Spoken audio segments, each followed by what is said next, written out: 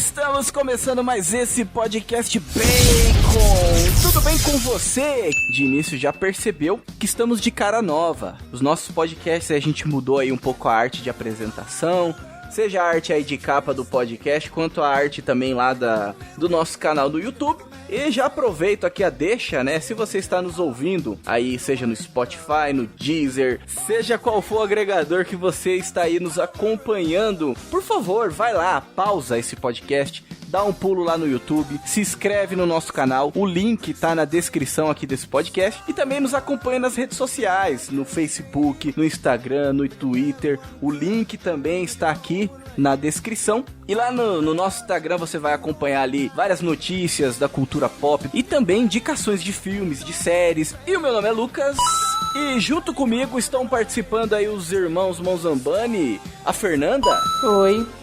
E também o Bruno. Opa, e aí? E também o nosso convidado aí, o convidado que já é de casa, nosso querido Guilherme. E aí, galera, pronto para mais uma? Não sei o que vocês estão esperando, só sei que se você usar sua mente, você pode fazer qualquer coisa. E nesse episódio nós vamos trazer esse filme aí de 1985, mais um episódio do Bacon Podcast nostálgico, né? Que é o De Volta pro Futuro. Esse clássico do cinema aí que bateu aí na sua época recordes de bilheteria. Muito bem, meus caros nerds conservadores dessa terra de Santa Cruz. Acompanhe então mais esse episódio do Bacon Podcast.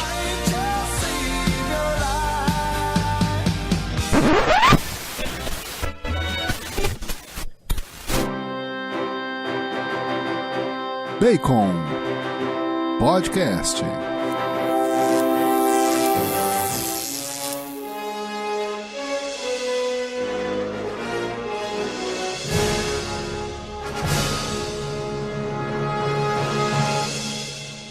E para começar esse episódio, mais um episódio do Bacon Podcast, por favor, Bruno, dê-nos a sinopse dessa obra.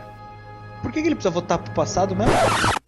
Ele volta sem querer. Ah, é sem querer, é verdade. Beleza, então vamos lá. Eu tava tentando lembrar aqui pra sinopse. Por que ele volta mesmo? Então, De Volta pro Futuro, na verdade são 3 filmes. A sinopse basicamente é que por algum determinado motivo eles acabam viajando no tempo, seja pro passado ou pro futuro, dependendo do filme. E aí eles têm que lidar com a consequência do que eles fazem em outra época. Isso aí, é um filme que brinca um pouco, né? Com essa questão aí de máquina do tempo, você ir pro passado, depois o 2 você vai pro futuro, depois o 3 você vai um pouco mais ainda pro passado. E é um filme ali que conta a história de um adolescente, acontece um acidente, e o Marty McFly, que é o nosso protagonista, ele acaba voltando, né? Ele acaba indo pro passado, isso no primeiro filme, né? E vai e encontra os pais dele ainda antes dos pais dele se conhecerem. E entramos numa tremenda confusão, assim como um bom filme da sessão da tarde, né? De Volta pro Futuro, que hoje, se a gente pegar ele pra assistir, se você nunca assistiu e for pegar hoje pra assistir, talvez você vai pensar que ele é um roteiro meio clichê. Mas o que você pode ver é que alguns outros filmes copiaram ele na verdade, né? Mais ou menos o roteiro. Para aquela época foi um roteiro inovador. 1985 foi um ano em que tiveram alguns clássicos como Rambo e Rocky 4 e Mad Max, alguns filmes de Arnold Schwarzenegger que estavam em alta. E o De Volta pro Futuro veio um filme bem diferente assim pro ano. E foi líder de bilheteria durante 6 meses, arrecadando aí 385 milhões de dólares, que foi um completo absurdo pro ano. E é um filme que tem bastante aventura, ele começa bem interessante, dando bastante spoiler do que vai acontecer. Bastante easter egg durante o filme do que vão acontecer nos outros filmes e que com certeza você vai acabar gostando bastante e vai acabar se referenciando, né? Alguns filmes tipo Efeito Borboleta, Vingadores, que falam de viagem no tempo, e com certeza se você assistir De Volta pro Futuro vai saber que eles foram referenciados nesse filme. O filme é tão icônico e marcou tanto a geração e as próximas gerações que existe banda, né, com o nome do personagem. Existe uma banda chamada McFly que se baseou no personagem principal dessa trilogia aí do De Volta pro Futuro. O McFly, que eu não lembro o nome do ator, é o Michael J. Fox. Michael J. Fox. Na verdade, ele foi chamado para fazer o filme e ele falou que até faria, mas ele já gravava uma série que era o Family Ties e ele falou que não podia, a não ser que conciliasse o roteiro, e gravaram com um outro ator e próximo de lançar, menos de 2 meses de lançar, eles falaram, quer saber? Vamos voltar pro Michael J. Fox. E eles começaram e adiaram mais 6 meses, gravaram em 100 dias todas as cenas com o Michael J. Fox. Foi gravado tudo de noite, né, para ele conseguir atuar na série e atuar no filme. E acabou sendo um sucesso aí, que ele virou, ele junto com o professor doidão, o cientista doidão, Christopher Lloyd, eles viram a referência do filme e, como a gente falou, de várias gerações aí. Interessante que 1985, esse filme em especial, ele se torna um grande marco para a Nike, porque nesse mesmo período a Nike estava começando a fechar um contrato com o Michael Jordan, e a Nike era uma empresa pequena ainda. E eles usam os 2 impulsos, que é De Volta para o Futuro, começam a trazer novos produtos para a geração jovem e começam a investir também nos esportes com a influência do Michael Jordan. E hoje a Nike é essa grande potência e eles dizem lá na sua página na internet que são entre esses 2 acordos, entre De Volta para o Futuro e o Michael Jordan. Então é um filme que realmente mudou a história em vários sentidos. E convenhamos, né, o Michael J. Fox, ele arrebenta no filme. Ele é muito carismático, ele atua bem. Eu nunca vi ele fazendo outros filmes marcantes, nem nada demais. Mas assim, ele é claramente uma referência à maioria desses filmes mais teenager, assim, mais high school, né? Você vê que muito do jeito dele, da atuação dele, dos trejeitos dele, aparece nos filmes futuros. É muito interessante notar isso. O ator anterior era o Eric Stoltz, uma coisa assim. E ele assim, parece que que ele não tinha muito carisma mesmo, né? E uma das motivações, né, deles voltarem aí pro Michael J. Fox era justamente por conta do carisma dele. Ele tornou o filme engraçado, entendeu? Meio que o filme tava meio sem graça com o ator que fazia o protagonista, né? Aí eles mudaram justamente pra trazer um pouco mais de comédia pra dentro do filme, que tava tudo muito sério. E o cara já tinha uma aparência de mais velho. Esse Michael J. Fox aí, ele já tinha uma aparência de um pouquinho mais jovem mesmo, né? Quando nós falamos de Volta pro Futuro, existe muito essa questão da produção, né, mesmo, né? Seja dos investimentos que eles receberam, né, pra poder lançar o filme, seja também como um produtor, né, também que assumiu ali o filme, né. Eles tentaram, parece, a Disney pra poder meio que lançar o filme, tentaram algumas indústrias, né, cinematográficas bem grandes aí, mas parece que foi rejeitado, porque meio que o filme fala, né, de uma mãe ali, né, que quer ficar com o próprio filho, em determinado momento do filme. Aí a Disney não gostou muito dessa história, né, aí até que eles encontraram ali, né, o nosso... ninguém mais, ninguém menos do que o nosso querido Steven Spielberg, né, que assumiu ali como produtor executivo e levou aquele filme pra frente, né? O Steven Spielberg, ele consegue levar esse filme de forma engraçada, lógico, com a ajuda dos atores, e sendo uma aventura bem legal também. Aí já mostra também que ele consegue repetir as competências dele, que ele tinha utilizado na Arca Perdida do Indiana Jones e do ET, que foram filmes anteriores. De Volta pro Futuro, ele tem um roteiro que realmente serviu de modelo para vários outros roteiros que viriam, né? E não só isso, como o Guilherme já bem colocou, mas o De Volta pro Futuro tem um roteiro tão perfeito que ele é estudado até hoje, né? Nas universidades aí de cinema. Estudam até hoje o roteiro, o formato, a construção do personagem, os 3 atos do filme, né? Então são coisas tão bem encaixadas e de uma forma tão simples, né? Que até hoje estudam. Tem até uma observação interessante, assim, que como tudo foi bem gravado, foi tudo muito bem registrado, até mesmo porque nos 3 filmes do De Volta pro Futuro, eles utilizam uma cena que foi gravada no primeiro filme, né? Aquela cena lá, quando os líbios chegam, mandando bala, metendo bala em todo mundo, né? E também aquela cena do relógio, né? Especialmente a cena do relógio, que é utilizada nos 3 filmes. Porque eles filmaram de vários ângulos, né? E da forma que eles filmaram, eles conseguiram encaixar aquelas filmagens durante os 3 filmes. Então mostra que é um roteiro muito bem feito. Tá certo que eles não pensavam, né, numa continuação. Fizeram De Volta pro Futuro 1 sem pensar numa continuação, mas depois aí com toda essa bilheteria aí, esses milhões que foram arrecadados, daí eles deram um jeitinho, né, e deram continuidade. A gente tá falando do quanto esse filme é importante, o quanto ele marca, mas não só pensando na atuação e no roteiro, mas na forma como foi construída toda a questão de marketing, de objetos icônicos, né? O DeLorean, ele não era nada, ele não é conhecido e até hoje ele é conhecido por causa desse filme. Ninguém nunca pensa e nunca ouve falar em DeLorean sem pensar em De Volta pro Futuro. Inclusive o DeLorean, ele foi não bem um fracasso, mas ele foi produzido durante 2 anos só. De tão baixo que eram suas vendas. Caramba. Sim, ele só ganhou visibilidade por causa do filme. Ele é quase um Peugeot. Nossa. E no filme dá a entender que ele é mó carro bom e top, né? Não, carro porque ele futuro, fala assim, não, e tem uma hora que ele fala assim, já que nós vamos, precisamos de um carro pra viajar no tempo, então vamos com estilo.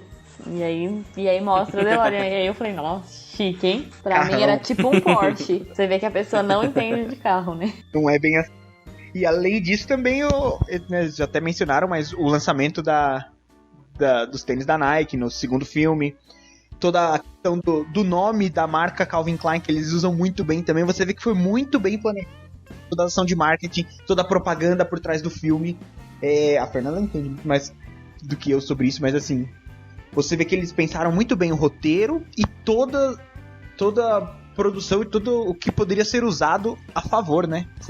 E não foi de graça, né? Não foi uma coisa colocada ali de graça. Então. Foi uma coisa colocada com um toque tão especial, assim, que se você tira do filme, perde a graça.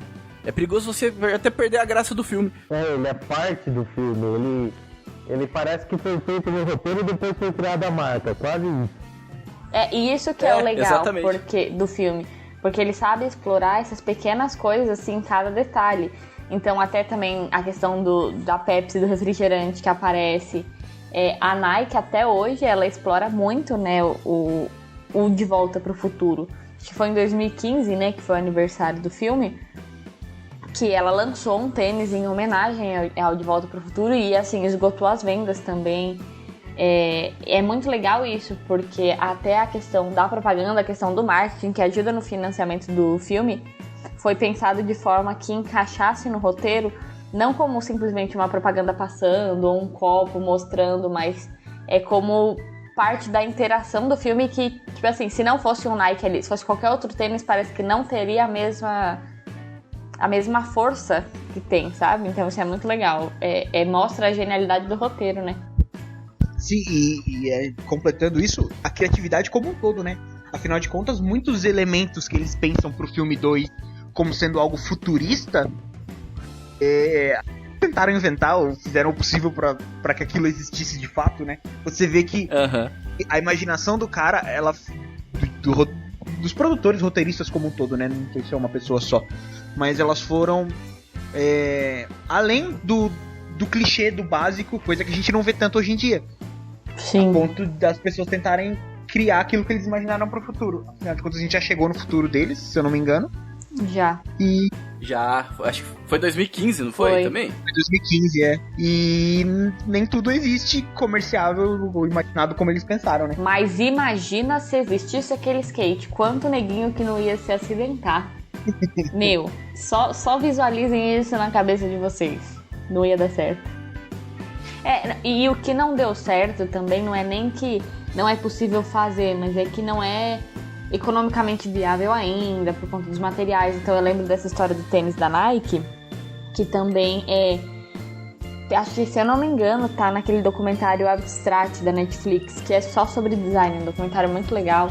E, se eu não me engano, fala desse tênis que foi desenvolvido e que ele fica muito grande, muito pesado. Então, assim, você até consegue fazer a tecnologia dele se amarrar sozinho, mas ele não é funcional pra você botar no pé e sair andando, assim. Nem no bolso deve ser funcional. Exatamente. Fica muito caro e não é uma coisa prática, que, tipo, vale a pena, porque o negócio vai ficar mó pesadão. Você tem, tipo, um robô no meio do seu tênis, entendeu? Não é tão prático quanto aqueles tênis que tinha rodinha? Que machucava tudo o pé das pessoas. É basicamente isso, negócio pesado, que não é muito prático. Então também tem isso, até no que eles não acertaram, eles acertaram no sentido de que é possível fazer, porém ainda hoje não é viável, né? E pra que ter um tênis que se amarra sozinho se você pode ter um tênis com neon? Exatamente. Não, se você pode ter um tênis sem cadarço. Então, meu tênis, por exemplo, não tem cadarço.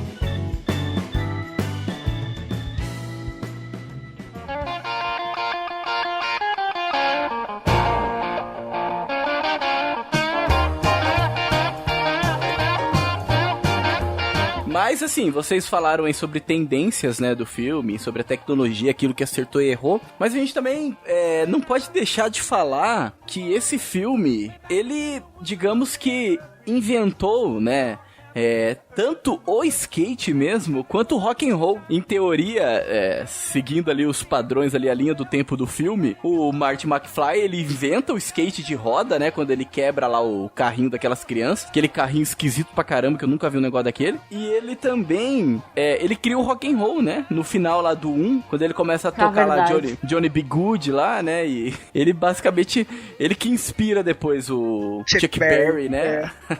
Ele toca Chuck Berry antes do Chuck Berry saber da música, né? Falando nisso, eu acho que uma coisa que também foi o primeiro filme que fez e me marcou demais isso. Porque eles já foram muito criativos na questão de como eles mostraram a volta no tempo, no 1. E eu achei espetacular. E eu acho que eu nunca vi tão interessante quanto o que eles fazem no 2. Que ele vai do futuro pro passado do primeiro.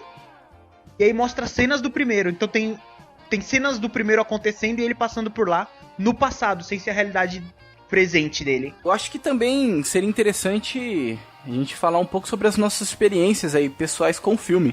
Não sei se vocês tiveram aí alguma... Vocês se lembram a primeira vez que vocês viram esse filme? O que eu lembro é que quando eu era criança eu fiquei enlouquecida, porque em algum momento do filme, ou em alguma propaganda que passava quando passava o filme, alguém tinha uma caneta que escrevia e não dava pra ler, e aí tinha que fazer não sei o que pra você conseguir ler a caneta, e eu achei, assim, isso o máximo, eu queria muito uma caneta dessa. Eu não lembro, pra ser bem sincero, quando foi a primeira vez que eu vi esse filme, viu?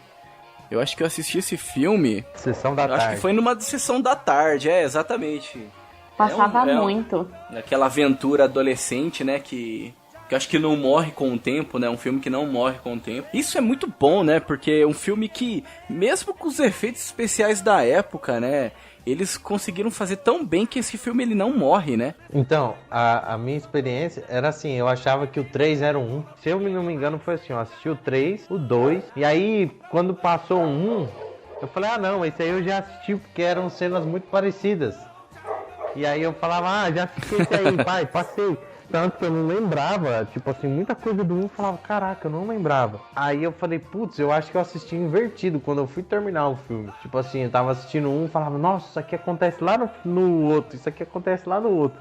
Que nem, logo que começa o filme, né, do 1, ele mostra vários relógios, então já dá pra entender mais ou menos que ele é algo falado do tempo, né?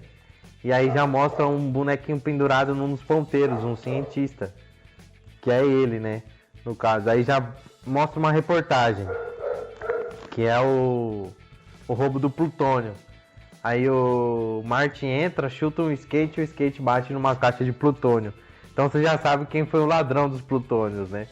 É muito interessante que ele já começa dando vários easter eggs do filme todo, assim. E você só vai entender no fim do filme ou quando você rever o filme. Não, e é legal que ele mostra tudo sem falar, né? Tipo, só com as cenas. É pouquinho tempo, né? Que fica ali passando, você já vê tudo. Você vê que ele vai dando um monte de comida pro cachorro, que é uma máquina automática. Ou seja, o cara há muitos anos não deve... Há muitos anos não, mas há muito tempo não deve ver o cachorro, né? E é legal que ele não te trata como idiota, né? Ele não sai explicando tudo. Ele vai colocando esse monte de coisa, um monte de detalhes interessantes no meio do filme, em tudo que ele te apresenta, mas sem essa questão. Porque hoje tem muito filme que te trata que nem imbecil. Sempre tem algum personagem que ele tá lá pra te explicar o que tá acontecendo. Ele tá contando que você vai realmente assistir o filme olhando pro filme, prestando atenção no filme. Porque hoje, infelizmente, eu faço muito isso também, mas eu sei que muita gente faz. A gente tá assistindo o filme e tá ali, olhando no Facebook, olhando no Instagram, respondendo no WhatsApp. E essas cenas, por exemplo, as do começo, se você não tá olhando pra tela e prestando atenção, você vai perder. E você vai perder uma informação que é importante, assim, que talvez você fique sem entender uma parte do filme lá na frente por causa disso, sabe? Então, é legal por isso, que o filme, ele, como o Bruno falou, ele não te trata como idiota, ele não coloca alguém pra explicar as coisas pra você. E ele exige de você essa atenção. Não, você vai prestar atenção que você vai entendendo conforme for acontecendo as coisas. E você vai entendendo junto com o personagem principal, porque nem ele sabe do que tá acontecendo. Nem o Marty. O doutor fala, Marty, vem comigo, você precisa ver isso e aquilo, não sei o que. E quando o doutor explica alguma coisa pro Marty, não é nem explicando, ele meio que tá pensando alto, assim, o doutor. Ele tá pensando alto, porque se eu fizer isso, encaixar com aquilo, acho que acontece aquilo outro. Então, assim, você percebe que ele não tá nem explicando, não tá nem aí, assim, pra explicar pro Marty o que tá acontecendo ali naquele momento, né? E você, como telespectador, vai descobrindo todas as coisas junto com o próprio personagem, né? Com o personagem principal. Isso é muito bom mesmo nesse filme. Feito de forma natural, né? Quando ele vai explicar alguma coisa, é alguma questão mais um pouquinho científica, só pra... que um leigo normalmente teria dificuldade mesmo. Então, faz parte do roteiro, faz parte da história. Não é daquele negócio que você percebe que é pro telespectador. E quando ele explica, dá cagada. Por quê? Porque o doutor tem um momento que ele explica pro Marty, olha, essa minha máquina do tempo funciona assim. Você tem que mexer nas datas aqui, tem que ligar isso e fazer aquilo outro, né? Aí o Marty tá fugindo dos caras e sem querer ele acaba mudando a data lá, né? E daí ele vai parar no passado, né? Por conta disso, por conta de uma cagada. Mas... é basicamente isso, né? Que a gente vai descobrindo com o próprio personagem, a gente vê que se tivesse sido só o filme 1, talvez não teria fechado tão legal, porque durante o filme ele tenta tratar algo que fazer as coisas pelo impulso não é tão legal, que às vezes você tem que pensar um pouco nas coisas, e aí ele prova com as próprias atitudes do passado do que acontece no futuro. E só na penúltima cena do filme é que ele vai conseguir decifrar isso, né? O próprio Marty. Quando ele decide não correr com o carinha lá. E ele percebe, putz, teria acontecido uma tragédia. E aí tudo isso muda a vida dele. Não só que ele não quebra a mão, mas também dos pensamentos dele que não o fazem ser demitido lá na frente. É um filme que retrata muito o relacionamento de família, né? Do filho com os pais, né? Eu achei até interessante um comentário que eu li, assim, né? Sobre o Bob Gale, né? Que, se eu não me engano, foi o que escreveu, né? Acho que é o roteirista, alguma coisa assim, o Bob Gale. Eu li uma coisa muito legal, assim, porque ele disse, assim, que esse roteiro, ele se baseou porque um dia ele se viu imaginando como seria se ele fosse pra escola com o pai dele. Vamos supor, como seria se ele fosse um adolescente, na época que o pai dele foi adolescente, e fosse pra escola com o pai dele. E visse, né, como que o pai dele agia na escola, como um adolescente, né? Então foi tentando enxergar o pai dele ali como um adolescente, como que seria isso, que meio que surgiu também um pouco dessa história, que depois ele escreveu o roteiro, né? E o filme conta isso, né? Conta a história de um garoto que volta lá no passado dos pais, que ele ainda nem existia, né? Mas volta no passado dos pais. E isso pelo menos no primeiro filme, né? E lá, meio que tudo começa a dar errado, e ele começa a ser meio que um cupido, né? Meio que um agente ali, um agente externo para fazer com que os pais dele se unissem, né? Porque o fato dele estar no passado fez com que eles não tivessem um encontro, que seria um encontro decisivo na vida deles e na vida do próprio Marty. Então ele começa a acompanhar os pais dele. Aí tem a parte lá que a mãe dele acaba se apaixonando por ele, né? E ele acaba percebendo a mãe dele, como que a mãe dele era, onde que começou a surgir o vício que a mãe dele tinha, né? Depois ali no presente, né? Que era o vício no álcool. E o pai dele, que era um nerdão, que apanhava pra caramba lá do outro cara lá que faz depois... Isso, do Piff, que faz depois todos os vilões, né? Dos filmes. E nossa, e ele vai acompanhando tudo isso, vai ensinando, ele meio que se torna o pai do pai dele, né? Ele vai ensinando o pai dele meio que a ser homem, a como que ele precisa conquistar, né, a mulher que ele ama, e ele meio que vai unindo ali os caminhos, né? Uma coisa legal dessa questão dele ter voltado e encontrado os pais dele no passado, que me chamou muita atenção, foi perceber, assim, que no começo do filme ele mostra muito da insegurança do Martin, né? Que ele gosta de música, ele queria tocar, e aí por um motivo ele não consegue lá tocar na festa da escola, e a namorada dele fala assim, manda esse demo pra gravadora. Aí ele falou assim, não, eu não vou mandar, porque... E se eles falarem que eu sou ruim, e se eles falarem que eu não sirvo pra isso, eu acho que eu não consigo lidar com uma rejeição dessas. E aí beleza, aí no meio do filme... ele descobre que o pai dele escreve histórias de ficção. E aí ele pede pra ler. E aí o pai dele fala assim, não, eu não deixo ninguém ler, porque imagina se alguém lê e fala que eu não sirvo pra isso, que eu não sou bom, eu não vou conseguir lidar com essa rejeição. E fala exatamente a mesma frase que ele. E assim, no começo do filme mostra que ele acha os pais dele assim muito chatos. Ele acha que o pai dele é muito a mãe dele é muito careta, e o pai dele é um bobo, um banana. De fato, o pai dele é meio banana.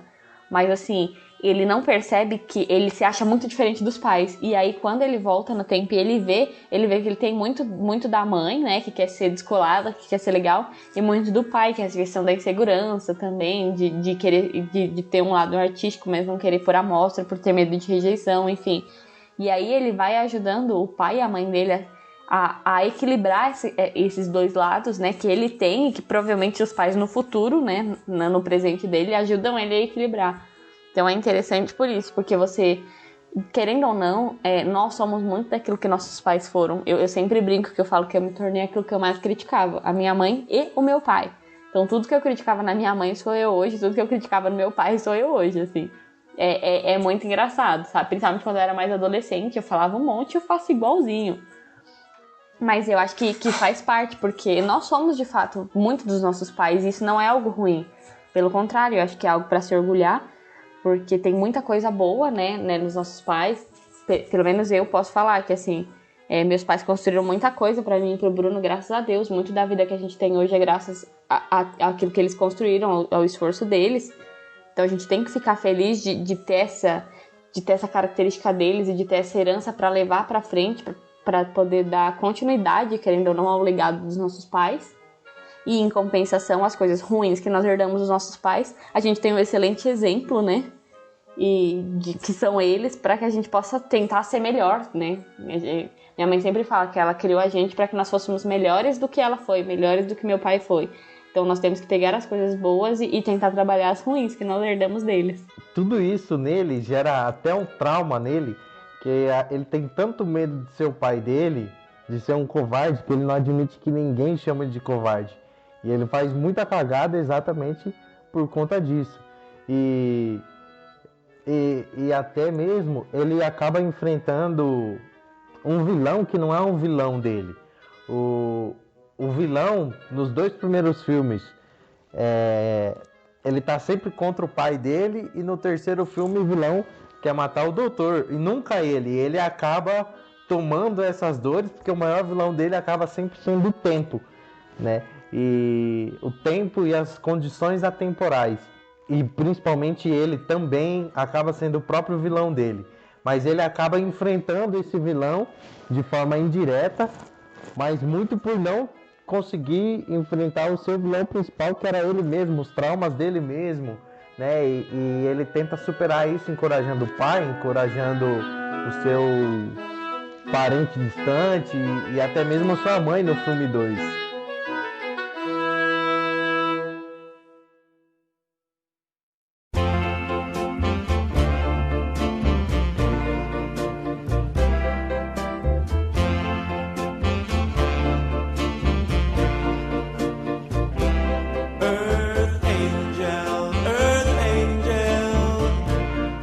aquela frase, né, que é marcante do doutor, né, que ele fala, que sempre, né, ele fala, acho que em todos os filmes, basicamente, que o seu futuro está em suas mãos, né, o seu futuro depende de você.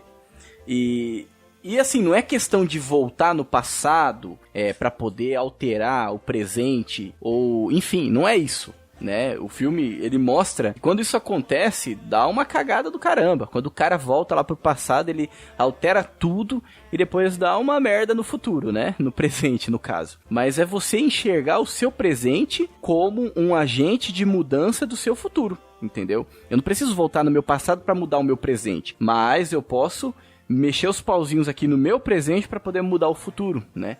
E o filme, ele deixa isso bem claro, né? Você que é o seu futuro está em suas mãos, então depende de você, mas depende de você agora, depende de você agora. E é isso, gente, temos que... Nós somos o futuro!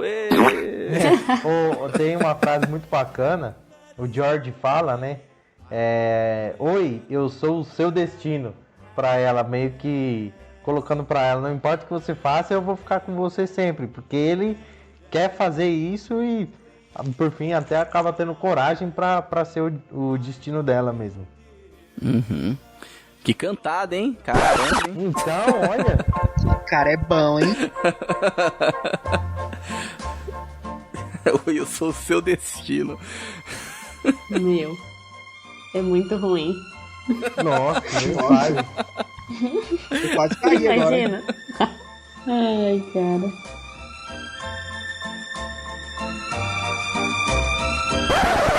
Uma coisa aí muito boa, né, que esse filme fala e que depois a cultura pop também tem esse filme como um clássico mesmo, né?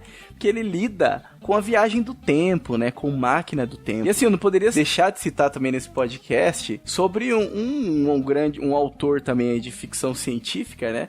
Que escreveu um filme ali também, na verdade em 1895, que foi o Máquina do Tempo, que é o Wells, o conterrâneo do Chesterton, que o Chesterton tanto criticava. E ele foi o mesmo que escreveu Guerra dos Mundos, O Homem Invisível, e ele escreveu esse filme que é A Máquina do Tempo. E ele meio que inventa o conceito que existe hoje sobre viagem no tempo. Ele inventa o termo máquina do tempo, e é dele que vem essa...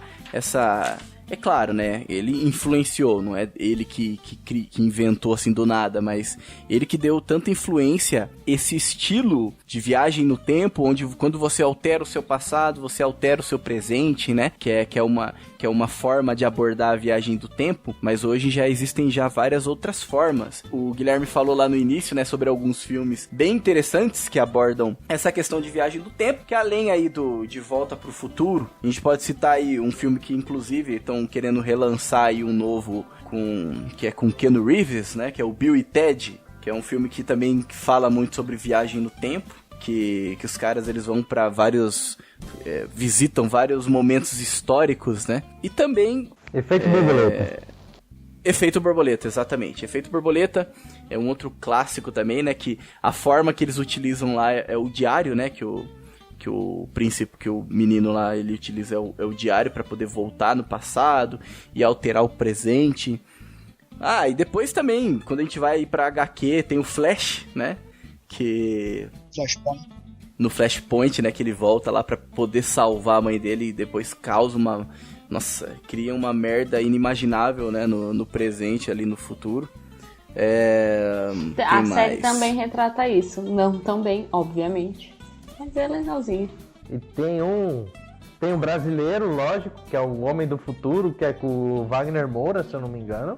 E tem um que eu assisti esses dias, que a Ana tinha falado, eu não sabia, que é bem legalzinho também, que chama Questão de Tempo. Que o menino ele tem um dom e é de família isso. Então ele pode voltar no tempo e fazer algumas coisas sem mudar muito o passado, né? Sem interferir em outras vidas. Ele consegue viver coisas diferentes, de formas diferentes, e aí não interfere no futuro. A não ser que ele queira que interfira.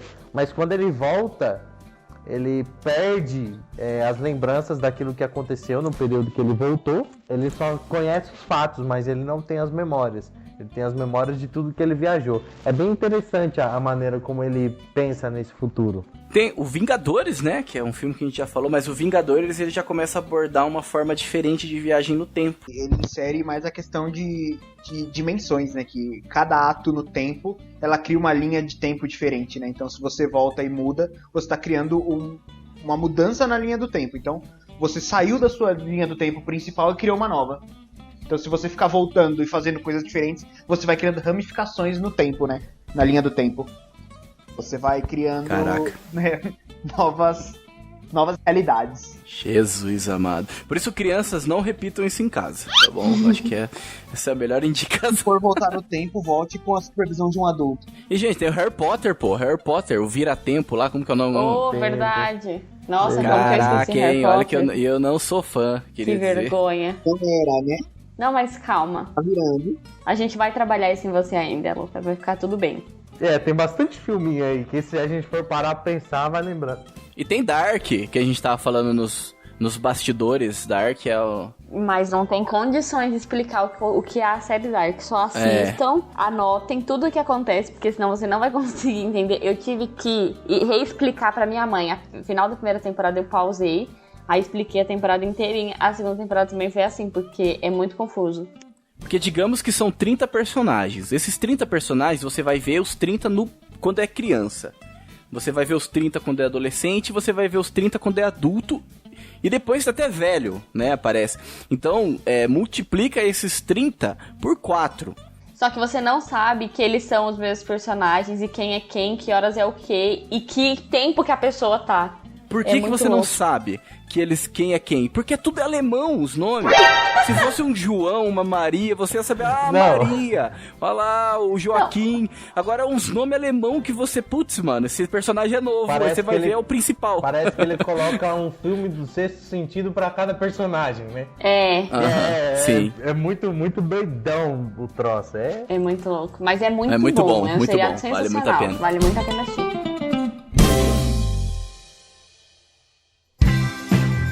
Um negócio que eu ia falar que era engraçado de Volta pro Futuro é as maquiagens, né?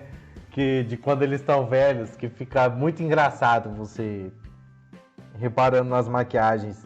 Que, lógico, dá pra ver que o cara é novo. É diferente de quando... Hoje, lógico que a maquiagem melhorou muito, né? Demais, inclusive. Não era o forte deles. Você pega pra assistir This Is Us, tem hora que ele vai pro futuro, volta pro passado... Você vê que as maquiagens são muito bem feitas. E era um recurso muito bom para quem tinha naquela época. Talvez no filme não tivesse tanto. Mas tem outros filmes que mostram uma maquiagem tão boa que você não sabe identificar se é outro ator, se é o mesmo ator, se é um ator mais velho, muito parecido. Que talvez seja a única coisa que faltou um pouquinho, mas traz um tom cômico pro filme também. Nossa, pessoal, assistam No Limite do Amanhã também, fala de viagem no tempo, que é muito legal. Nossa, é verdade, é muito Cruz. bom esse filme. É muito Cara, bom. esse nome não é estranho. Verdade. É verdade. Nossa, tem a atriz é que faz bom. tem a atriz que faz o silêncio lá, né? Exatamente. Isso, Emily Blunt. Putz, esse filme é bom, velho. Esse filme é bom pra caramba. E é um filme que você não dá nada, né? Você não dá nada. Você olha assim, Nossa, se vira um negócio doido, é muito legal. Déjà Vu também é um filme que volta no tempo. A Banda, isso aí. Clique, A Banda. Clique também. Verdade, Clique verdade. vai, Mano, Clique não é legal. Clique dá medo. Gente, Clique não nossa, é feito. Não, é muito triste, é muito triste. Mano, é só dar merda, né? Tipo, mexer com máquina do tempo, voltar pro passado, ir pro futuro. Meu, só dá caca. Então realmente, essa é a lição que a gente tira.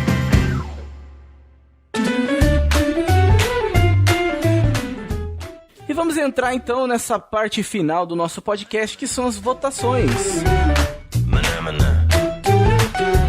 Vamos começar então pelo nosso convidado especial aí, o Guilherme. Muito bem, Guilherme, qual é a sua nota para esse filme De Volta pro Futuro?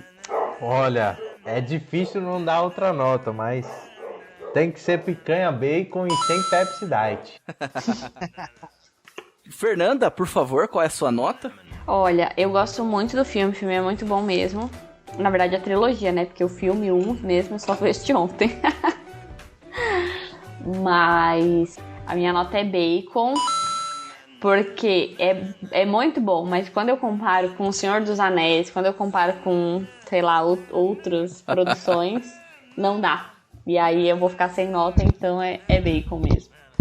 É bom, mas eu acordei meio crítica hoje. Tô cansada, Tô mais chatona. Eu tô meio cansada, porque são 9h50 da noite. Mas é porque Senhor dos Anéis é outra régua, você tá comparando coisa errada. Pois é, meu. É outra linha do tempo. O limite aí é o céu, o Senhor dos Anéis, né? É tipo isso. E, Bruno, por favor, com a sua nota. Picanha bacon, né? Vou criticar a Fernanda aqui até ela dormir, pelo que Tranquilo. ela fez. Porque o filme é muito bom. Meu tio Zé tem 180 anos. Até hoje ele assiste quase todo fim de semana que ele pode. E, Fernanda, sinto muito, mas eu vou ficar aí com o Bruno e com o Guilherme também. Minha nota, ela vai ser picanha bacon também. Porque, meu, é aquele filme do coração, não tem jeito, né? Assim como praticamente todos os filmes desse podcast, né? Então, nota 5, 5, 5 e 4 pra esse filme. Fica aí a nossa recomendação pra esse filme De Volta pro Futuro. Agradeço aí você que nos acompanha até esse momento. Se você chegou até esse ponto, pós-votação, deixa também o seu like, né, lá no YouTube, caso você tenha gostado desse podcast. E é isso, né? Fique com Deus e que a força do bacon esteja com você. Maná, maná.